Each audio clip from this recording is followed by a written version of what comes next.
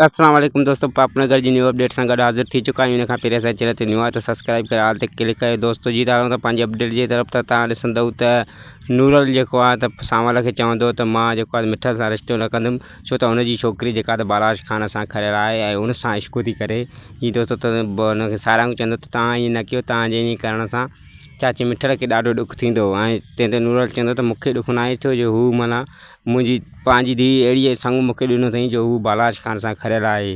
जी दोस्तों, ऐं ॿिए पासे राबेल पंहिंजे पीउ खे चवंदी त बालाश ख़ान खे मां कॾहिं अखि खणी न आहे ॾिठो इन नियत सां, हू मूंखे हर बार बदनाम करणु चाहे थो। ऐं चाचो नूरल जेको आहे त हू हुनजे चवण ते मुंहिंजो संग ख़तमु करणु थो चाहे मल्हार सां। अहिड़ी का बि ॻाल्हि न आहे। तंहिं ते मिठल चवंदो त तूं बिल्कुलु सची आहीं मुंहिंजी धीउ, पर हीउ ज़मानो वॾो ज़ालिम आहे। हीउ ज़मानो न चाहींदो त कंहिंजी इज़त ते माना दाग़ न लॻे। थोरी ॻाल्हि थींदी आहे त पोइ ज़माने खे इहा ॻाल्हि हथे अची वेंदी आहे त हुते हुते वारे हुन माण्हूअ खे बदनाम करे छॾींदो आहे। दोस्तों, त इन सां गॾोगॾु तव्हांखे हिकु ॿी बि ख़बर ॾींदासीं, जीअं त सिंध जो सीनियर एक्टर आहे असांजो असद कुरैशी साहब, त हुनजे ख़िलाफ़ु का ख़बर हली दोस्तों त हुनखे दिलि जो अटैक थियो आहे, त हू अस्पताल में दाख़िल आहे।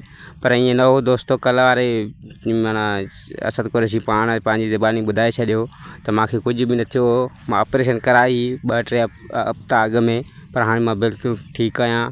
पोस्ट जेका मुंहिंजी लॻी आहे, मूंखे दुआऊं मिलियूं त मां ॾाढो ख़ुशि थी वियुसि ऐं मां इहो सोचे बि न पियो सघां त आवाम मूं सां एतिरो प्यारु करे थी। जी दोस्तों, असां वरी मिलंदासीं तव्हां सां गॾु। ख़ुदा हाफ़िज़।